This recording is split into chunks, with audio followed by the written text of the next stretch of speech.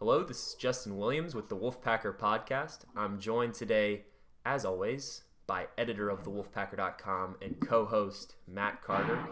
And today we're going to talk about the 2022 football schedule. The ACC released NC State and the rest of the league's 2022 football schedule here just yesterday at the end of January. Today is February 1st. We're also going to touch on a little bit of NC State hoops, but we won't dwell. Things have been better around the PNC Arena, but we will get to that because I'm sure the loyal listeners at home want to hear what we think about last weekend's debacle in Chapel Hill. But before we get into all that good stuff, quick reminders for the listeners and viewers at home. Please remember to subscribe, rate, and review this podcast wherever you listen to us. We're on Apple, Spotify, Google Play, wherever you listen to podcasts. And we're also on YouTube. Please subscribe to our YouTube channel if you haven't already. You can always watch these podcasts on our YouTube channel. So, if you're at work, you're bored, you want to listen to some NC State sports talk, just pull up another browser, open up a tab, make sure you follow the Wolfpacker YouTube account, and get to listening. That's the way I know a lot of people do it. And then other than that, last reminder, go to thewolfpacker.com right now. Take advantage of a special deal the On3 Network has going on at thewolfpacker.com.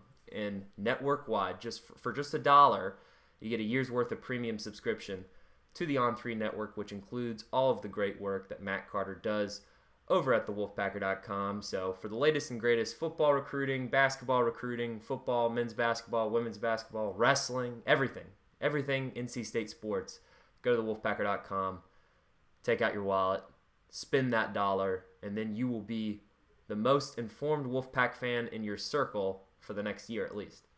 All right, Matt, let's talk about this football schedule. I'm sure there's a lot of Wolfpack fans at home licking their chops, looking at the podcast title, thinking, thank God these guys are going to talk about football so we can take a break from basketball for a second. We will touch on that later, but the football schedule release is out.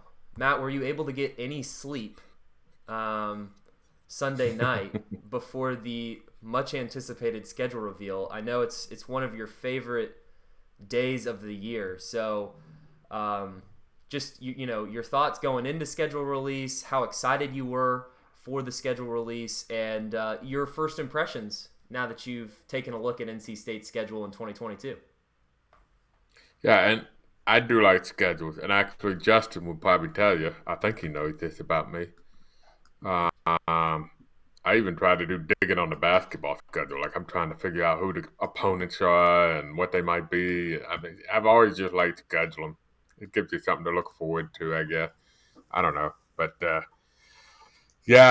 did get good amount of sleep.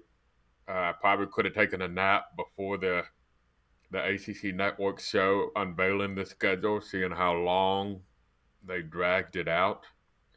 Quick question on that, Matt. I'm sorry to interrupt, but did the ACC Network show teach anything? Because I saw the NC State schedule posted on Twitter earlier in the day. Was there anything new that we learned from that show? Yeah, so here's the story behind that. That was not supposed to get out earlier in the day. That was a mistake tweet by an assistant coach at NC State. I think they had given some graphics out for the coaches to kind of tweet out once the announcement is made, and so it was obviously a mistake. The tweet got immediately deleted. I don't know what happened. I'm just going to take a wild guess that maybe the coach didn't understand everything about the timing of the release. But in Twitter world, having something deleted within 10 to 15 minutes is too late. And so, yeah, that was the schedule you saw on Twitter making the rounds with the graphic. Was absolutely the graphic that was designed to go for the schedule release. And made it easy for me to get a story prepared because I knew what was happening. But oops. So in terms of NC State, all you learned was okay, it's correct. Yeah, which I had a good feeling and good reason to believe it was. But by the time, if you were a fan and you had the tweet up on the computer and they got to Clemson, and you saw that was the first ACC game, you're like, yeah, okay, I already know their schedule. Yeah. Yeah. you're learning the other team's schedule. But boy, did they drag it out, man, week by week.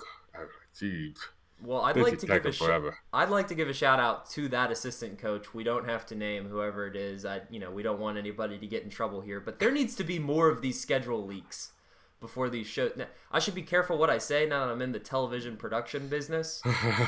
But man, these schedule release shows are just like watching paint dry. I'll look at the tweet an hour later. I'm fine with that. But anyways, let's talk about the schedule. I've got it pulled up here, Matt. So spring game in April, no surprise there. Should be fun. Hopefully good weather in Raleigh. But the Wolfpack will start the real season in September in Greenville at East Carolina. Starts a 4-game non-conference slate that begins on the road at East Carolina. That's NC State's only road non-conference game. Then the Pack will play Charleston Southern, Texas Tech, and UConn in 3 back-to-back-to-back weeks at Carter Finley Stadium before they get into ACC play. So I guess before we get into the rest of the schedule, Matt, what do you think about the non-conference slate? Do you like the fact that it's 4 games in a row? You're not going to play any conference games before you finish your non-conference slate. What of those 4 games, maybe which one should NC State fans have the most, not reason for concern, but where should NC State really be paying attention and be careful? Because I see a couple games where there could be opportunities. Yeah, I think it's clearly you're looking at 2 games in the non-conference, and the non-conference games were scheduled so far out. Um, People are like, oh, another. They may say, oh, NC State scheduled softly, or this and that and this. That's probably not fair because who knew that Connecticut, when you scheduled Connecticut, would have fallen down to be one of the worst football programs in football bowl subdivision. So you didn't know that at the time. Like South Florida this past year, when you schedule South Florida, you're thinking you're getting a good, solid mid-major team at home. Connecticut is a total rebuild. They do have a nice head coach who they just hired, very famous name. I can't pronounce it very well, but Jim Mora Jr., I think it's the son of the former NFL coach, former NFL coach himself and UCLA coach. But it's going to take him a while. And obviously, Charleston Southern, I hate the FCS games. I always have, always will. I get why they're there. But so really, you're looking at East Carolina and Texas Tech at home. Both those teams qualified for bowls. Unfortunately, ECU had its bowl game canceled.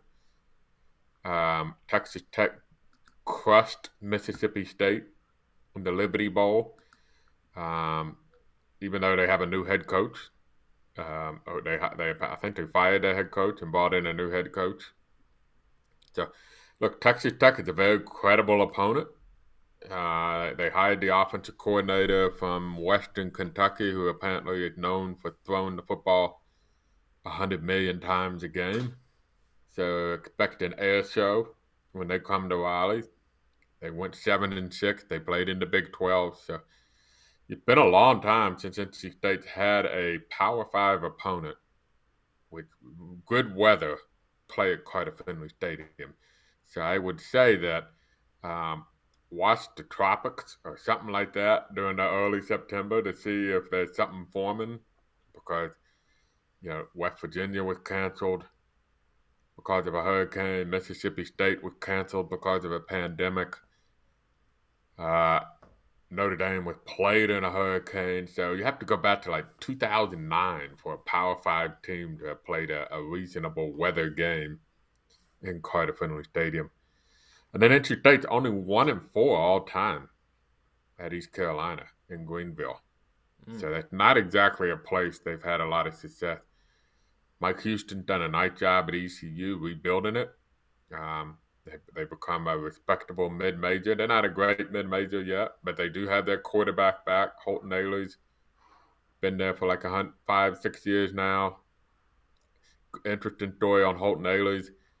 He was the quarterback they originally wanted in the class, where they ended up offering later and getting a commitment from a guy named Devin Leary. So if it had turned out differently, if Holton Ailey had picked NC State, his dad is the PA announcer at East Carolina. He was from Greenville, so you understand why he ultimately stuck with the hometown Pirates. But there was a time there where Ailey looked like he was really close to going to NC State. And had he picked NC State, Devin Leary never would have been at NC State. So interesting story there. But those are the two games you look at. On paper, I think NC State, without having dived into it too much, looks really good in those games. You would think that NC State should emerge from that 4-0, and then you're hoping that maybe Clemson has emerged undefeated as well. Maybe.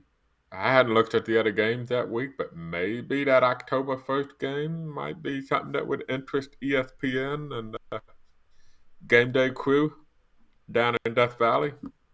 Well, the fact that it's down in Death Valley probably adds some points. If it if the game's played in Raleigh, game day typically finds a way to find another place to go. But just a couple initial quick thoughts on the non-conference schedule. I mean, the schedule. It's hard for me to get too excited about the schedule releases because we already knew who NC State's opponents were going to be this year. We knew who they were going to play on the road and who they were going to play at home. It was just the matter of the order. So talking about the order specifically, I like that NC State gets the road test at East Carolina to start the season. Whereas, if you flip-flop the Charleston Southern game as the season opener and then you played at East Carolina in week 2, that just complicates things because, you're already kind of looking ahead to at ECU. Not saying that NC State would have any trouble with Charleston Southern. They shouldn't. But, if you go to East Carolina in week 2, maybe East Carolina learns some things in week 1. They're able to adjust. NC State has to put some film on, some current film that ECU would be able to watch. They're going to only have what they had last year to look at, both teams, both coaches. It's always tough to go play in Greenville. Expect a sold-out crowd in Dowdy-Ficklin Stadium. There's nothing more that the Pirates love to gather around and rally behind than a home game against NC State and hopefully beating NC State in football. That's their big rival. So that's the one that gives me pause. I think if NC State can win that game and win it somewhat convincingly, I think that confidence propels them to kind of just sweep through this non-conference slate. Don't know what you get in Texas Tech. I mean, you expect a Big 12 team that's probably going to be good offensively, poor defensively. Texas Tech clearly handled Mississippi State solidly in the bowl game. That's something NC State couldn't say last year. They struggled against Mississippi State down in Starkville. Yeah. But, you got to take the bowl games with a grain of salt. I can't remember off the top of my head if Mississippi State had any opt-outs or Texas Tech. Well, yeah, that would Mike Leach. That was the caveat of they were missing a lot of players on defense because that was right when the Omicron variant was starting to spread. Mississippi State was? Yeah, they had COVID issues. Yeah. And so they were missing a lot of key players on defense because of COVID. So there is a kind of a, caveat to that bowl game. I mean, short of any surprises, you'd expect Texas Tech to be anywhere from a 6-6 to a 8-4, 9-3 squad at the end of the year. Maybe best case scenario, they end up a ranked team at the end of the year. That helps build NC State's resume. But it's going to be a quality Power 5 opponent. The away game at East Carolina still gives me more reason for concern just because it's the season opener. But I'm happy that it is the season opener because look at the way NC State's performed in season openers past. They're a team that comes in ready. I mean, NC State played one of its best games in the season opener last year. I know it's against USF. I know it's a terrible opponent, but they came out. I mean, the first half, it was just pure confidence. I mean, they just blew out USF. They didn't even give USF any opportunity to make a game of that. You think back to the year before, NC State wins that shootout against Wake Forest at home, really propels the momentum for the rest of the season, I thought, in 2020. But let's get to the conference schedule because I think this is where it gets really interesting. NC State opens up that conference schedule after the September non-con slate at Clemson, October 1st. Then travels to then plays Florida State at home, hosts Florida State at home. Travels to the Carrier Dome at Syracuse. Bye week. before hosting Virginia Tech on a Thursday, and then you get an elongated week before hosting the Wake Forest Demon Deacons at home. I think that's where we'll stop before we finish the rest of the schedule. But the biggest question for me here, Matt, is how do you like that NC State has Clemson to start off the conference slate? Because it clearly worked out in NC State's favor in 2021, but that game was played in Raleigh. So would you rather have them to start conference play, or would you rather have them sometime, mid to late October? I don't know if it really matters this year. I know the conventional wisdom, obviously, sooner rather than later, but I guess I would say sooner because that lessens the chance of injuries for your end, that you'll have more players available for that game. That I think last year was unique where we talked about where you wanted Clemson earlier in the schedule because you knew that Clemson had so many new pieces on offense that it may take a while for them to kind of figure things out, and that proved to be the case. They obviously did not figure things out until very, very late in the season. So this year, I don't know if that matters. They should have a lot of guys back on offense this year to, it's all about their quarterback being confident and ready to go or not. And, maybe if he struggled the first couple games, that helps you out. But I'm not sure it makes a difference. I'm surprised it's early, though, because I thought the ACC would kind of want to stack those games late in the year like they did this year with Clemson, NC State, and Wake Forest, probably going to be the three teams at the top of the Atlantic again. I thought that they might stack those games. Instead, Clemson get Wake Forest and NC State in back-to-back weeks, so they'll know how they probably stand in the Atlantic very, very quickly and what they need and what may not need. So that kind of surprised me. Real quick, I looked at that date, October 1st. It's a real chance if both those teams are undefeated. That's a game day. I'll just say that. That's a real – unless LSU pulls off a surprise under Brian Kelly in year one. They play Auburn that weekend. But Auburn probably won't be ranked at that point. I think either one of those teams are expected to be powerhouses next year. And, from the sounds of it, LSU had a bit of a rebuilding job. So that'll be interesting. Maybe if Florida State can give the ACC some favors and beat I think Florida State was playing LSU in one of their early games. So maybe Florida State knocks off LSU and makes sure that and then NC State and Clemson take care of business. And that could be primetime marquee game of the week on October 1st.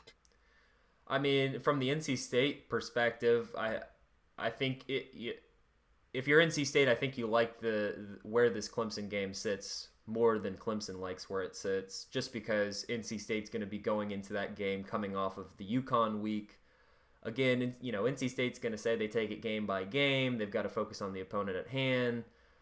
But if UConn rolls into Carter Finley Stadium coming off of 3 back-to-back, 30-point plus losses, I think it's fair to say that the game prep for Clemson might start a little bit early.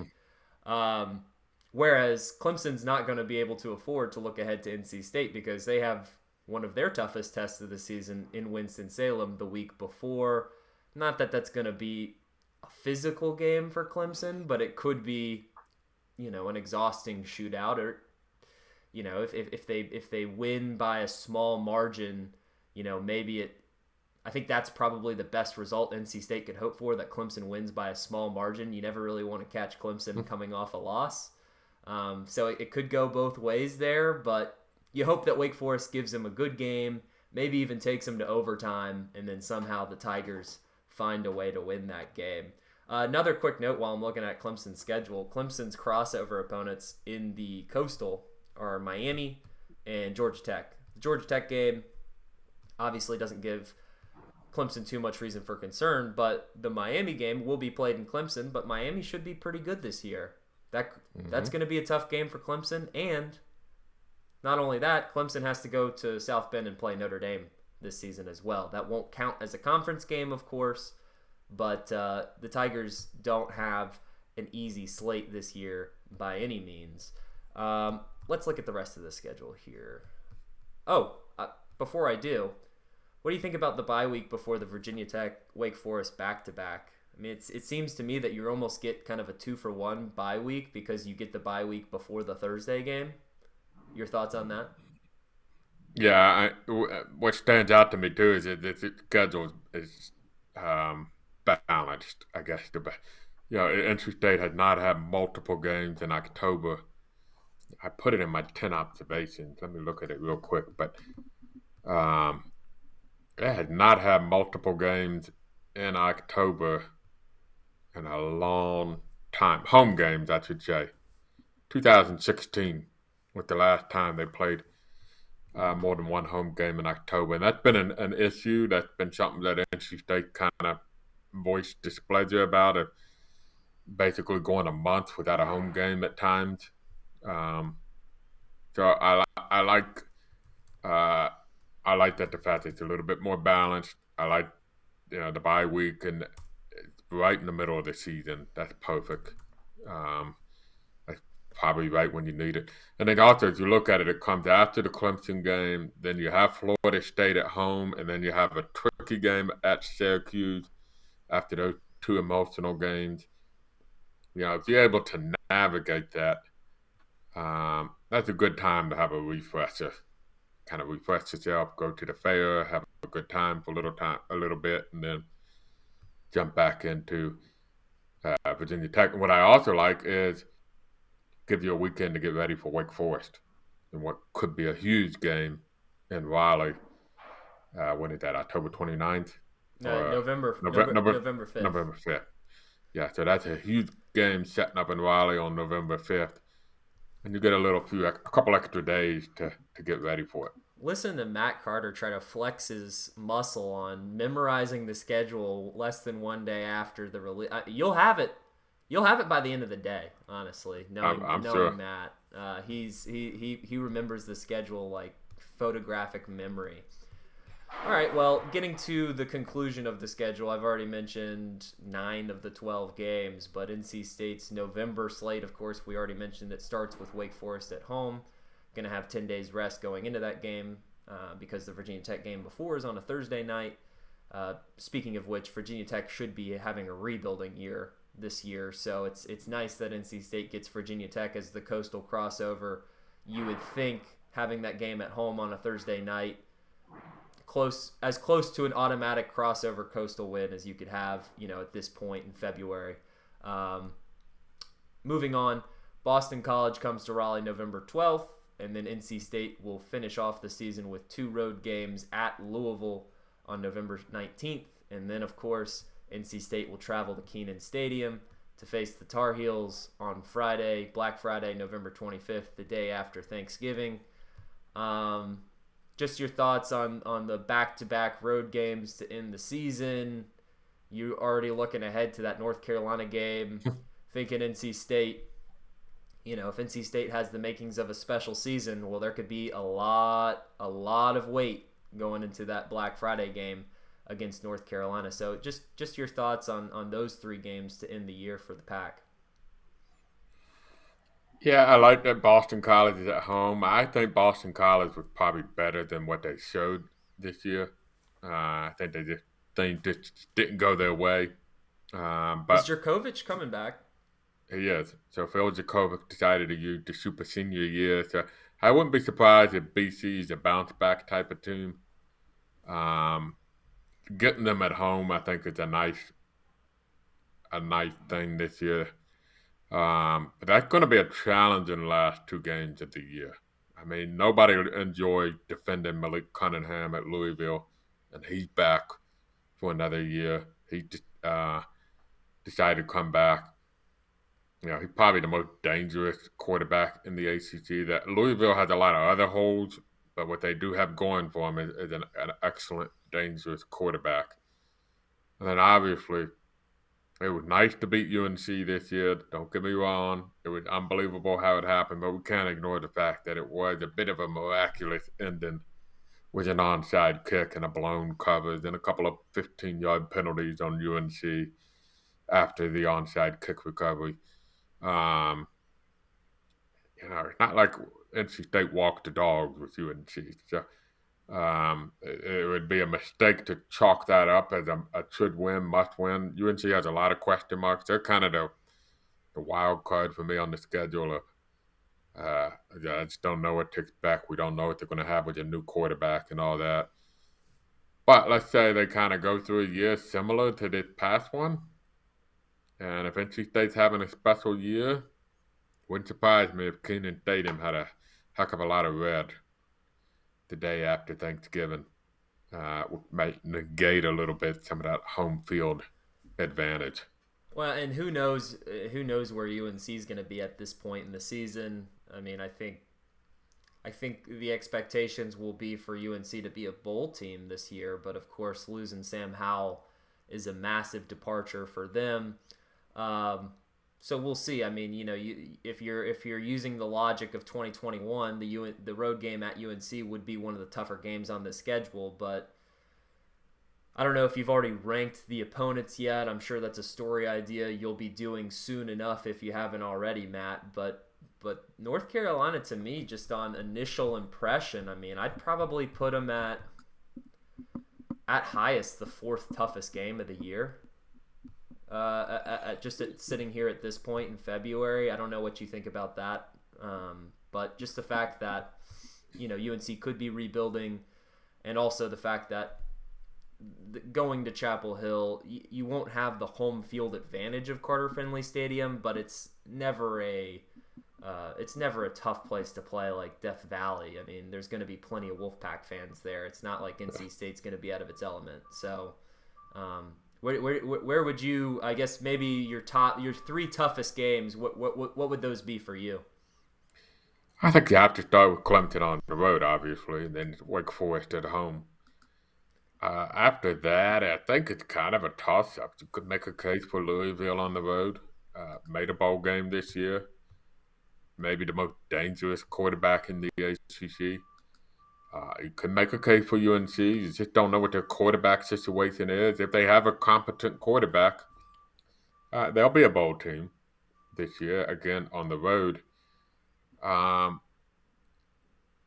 Then you could make Florida State. It's a sneaky team. They've been very aggressive in the transfer portal. When Jordan Travis was at quarterback, they did much better. NC State, fortunately for the Wolfpack, didn't have to play Jordan Travis when Last they beat 2 him years. Yeah, so that's kind of interesting there. Texas Tech, their bowl team that won a bowl game, new coach. So it's kind of. Yeah, and BC as well. So Yeah. They're a handful. The games that stand out are Clemson and Wake, and then you have a handful of games that you look at and say, yeah, probably like NC State chances, but you can't chalk them. And then you have a series of games that you could say, yeah, NC State should win. I think the schedule's tougher this year. But the one thing another thing that I like about it from the NC State perspective, NC State's only going to have to get on a plane twice this season. You look at the road games, there's 5 road games. At East Carolina, that's a bus ride. At Clemson, that's a bus ride. At North Carolina, that's a bus ride. So you're looking at Louisville and you're looking at Syracuse as the only true road trips. I mean, I don't think these guys are fazed by getting on a plane.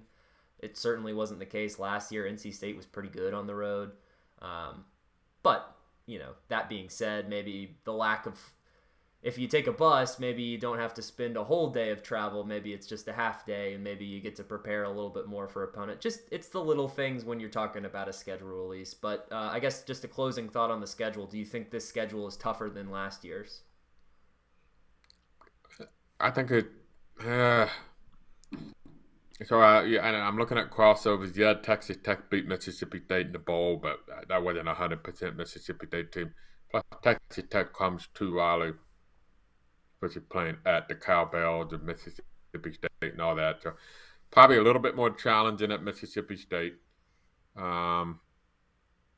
You're flip-flopping the road and home with Clemson and Wake Forest. Probably a little bit more challenging playing at Clemson than it was at Wake Forest, even though NC State lost at Wake Forest. And Winston-Salem is a house of horrors for Wake Forest. So that's another one that's probably a wasp, maybe slightly harder this year. At East Carolina, certainly harder than Louisiana Tech or South Florida, but not a whole lot. Then you have the crossover, at Miami last year, certainly tougher than potentially Virginia Tech at home. Yep. This year. Yeah, I think it's about par. I think it's, that some of the teams could be better too in the Atlantic, like Boston College and Louisville. Yeah, and Florida State. And Florida State, but you get Florida State at home, you do get BC at home, so I would say it's about even. That's my cop-out answer. About even with last year. Fair enough. I mean, when it all comes down to it, it really does end up being even. But I guess the fact that you have to go to Greenville to play ECU. I mean, I think that game, because if NC State was playing ECU in Raleigh, you go ahead and you almost pencil that in as a W. The fact that they have to go to Greenville makes it an interesting game for me. Beyond that, I think the Atlantic will be better than it was last year, and it was already good last year. I don't think Wake's going to have too much drop-off. I think Clemson's going to be better. I think Louisville's going to be better. I think Boston College is going to be better because they're going to, you'd think that they're going to be healthier. So, again, I just think NC State's going to have more tests in the Atlantic maybe than it did last year. Not to say that it wasn't challenged, but that's enough scheduled talk for now. We've already teased talking about hoops, so let's get into it and wrap up this podcast this way. As everyone who's watching this podcast knows, obviously there was the debacle in Chapel Hill, NC State losing to UNC in the first meeting of the year in men's basketball, 100-80 on Saturday in the Dean Dome. The last time we talked about hoops on this podcast, Matt, it was right before the Notre Dame game. NC State went up to South Bend, led the Fighting Irish for about half that game, I'd say. I mean, it was a pretty competitive basketball game, back and forth. NC State made its runs. Notre Dame made its runs. In the end, Notre Dame comes away with the home win. But when we're talking about Notre Dame, we're talking about a potential tournament team here. We're talking about one of the better teams in the ACC this year. Not the same conversation when we talk about NC State. And, of course, NC State probably... Yeah, I think definitely it's fair to say that it had its worst ACC performance against the Tar Heels on Saturday. And, of course, that stings double because it's against the guys in light blue. But the way I'm looking at this, Matt, and I think we were talking about this before the show similarly, I think you're on the same thought process here. But the moment I saw the tweet that Roy Williams was going to be honored at halftime of the NC State game, that was an uh-oh moment. Because I think you subtract the Roy Williams honoring and the reunion of the 82 team, and you've got Michael freaking Jordan on the sideline. Everyone knows who he is. And it was you could tell. I obviously wasn't there, obviously watching it on TV, but it looked like an electric Dean Dome. Something that I don't think would have been the case had there not been the outside the game festivities. UNC fans obviously interested in basketball, but it's not a traditional UNC competing for a Final Four season. There is some apathy there.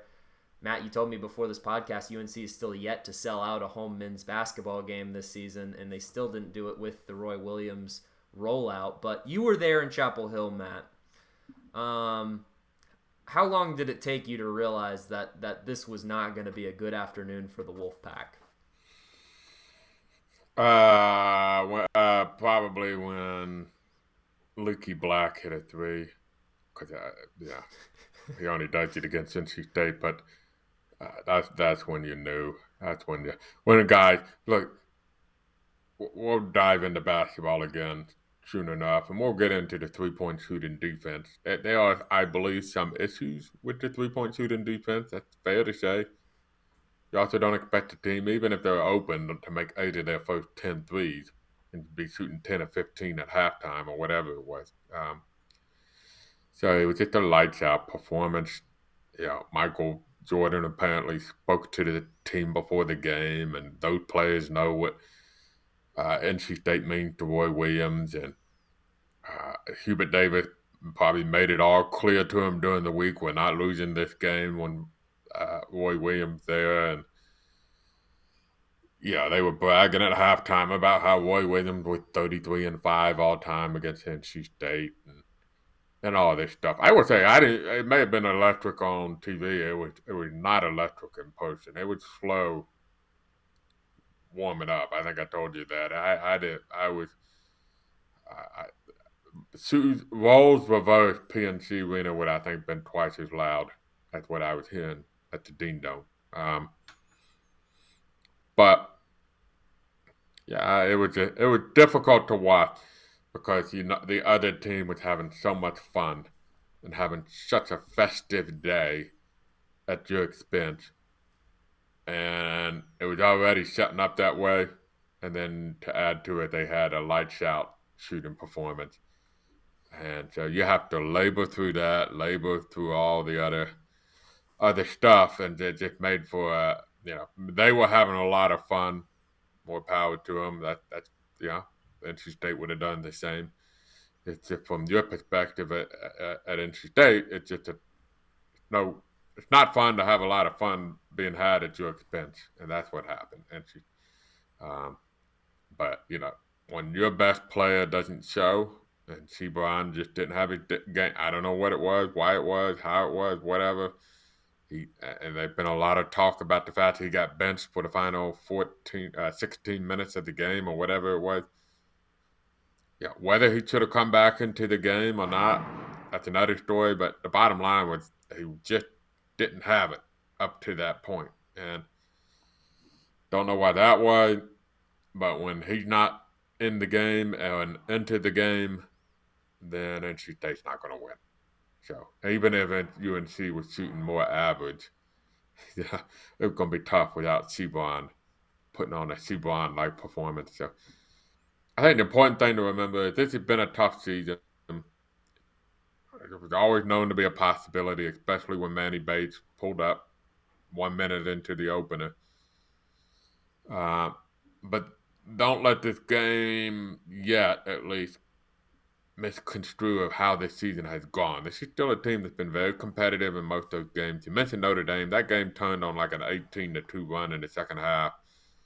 I hate to go all Bajelic math, but this one's more relevant than what Jeff Bajelic would do at Wake Forest when a team would lose by 30 points, and he would say, take out the 2 runs where they outscored it by 40 points, we would have been right there. I mean, NC State got to lead back down to 5 after it fell down by 10. It was just a 1 5-minute stretch that did them in that particular game.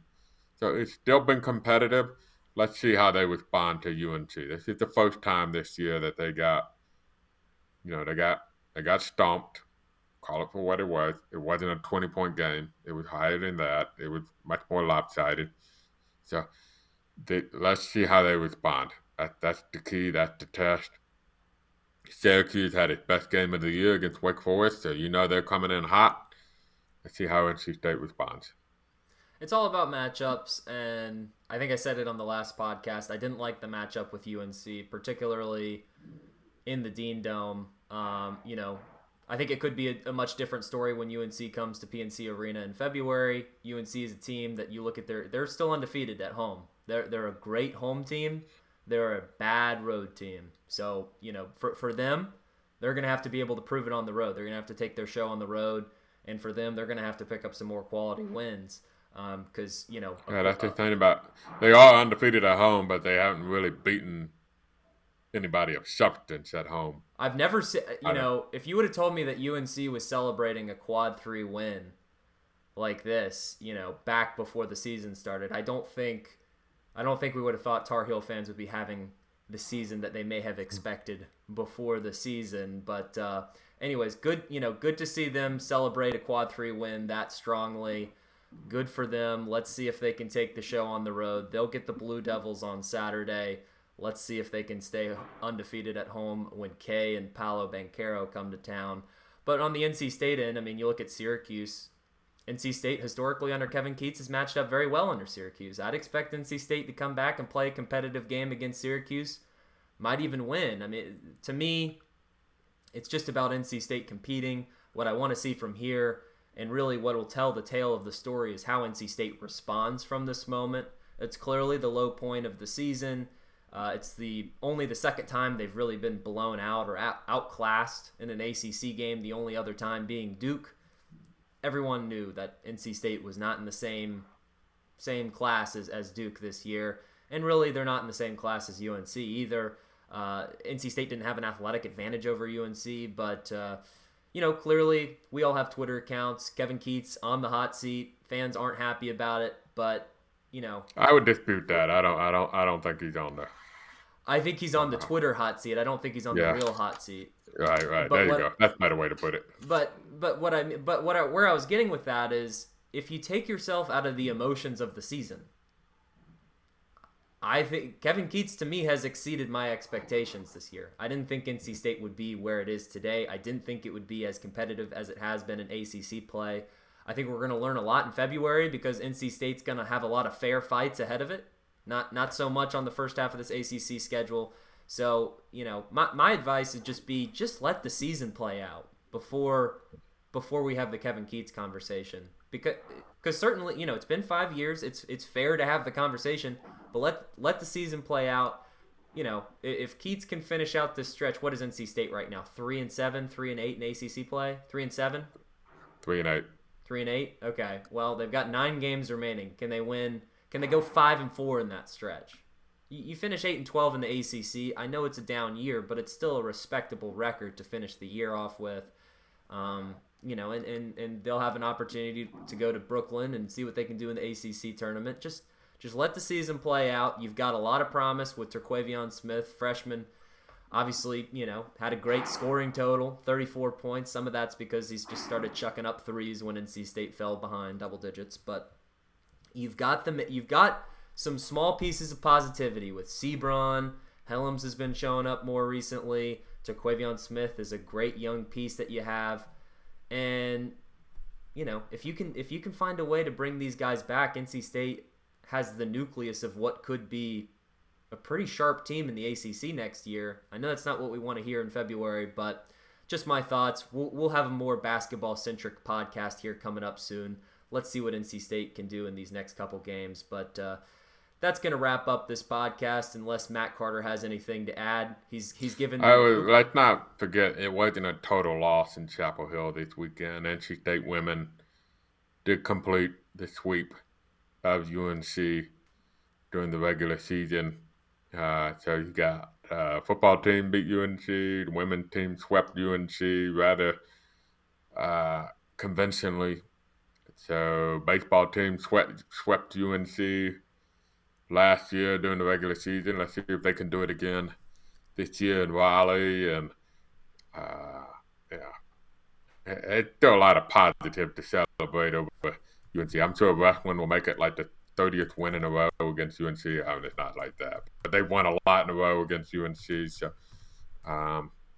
So focus on the positives if you want to think about the rivalry. I'm glad you brought that up, Matt. That is a proper kicker for this show. We can't end on a sour note talking about the men's basketball loss to UNC. We have to end on the positive note. If you missed it on Sunday, I was watching NFL football, hand up. I wasn't watching the game. But I had all the faith in the world in the Wolfpack women to take care of business in Carmichael, in that little teeny tiny arena up in Chapel Hill, Carmichael Arena. Saw some a lot pictures. Of red there. Yeah, saw a lot of red, Matt, and I saw some pictures of the crowd at Carmichael. I was surprised. I thought it would be easy to sell out Carmichael Arena for a rivalry game. Clearly Banghart has that program buzzing with the sellout crowd. I don't think UNC had a sellout crowd, but No. Shout out to the NC State fans that made the trip. looks like it was at minimum 50-50 red to blue in Carmichael, and that's a ranked UNC team, pretty sure. So they just got dropped out of the rankings. Oh, because of the loss? Well, they fell out last week for the first time. So.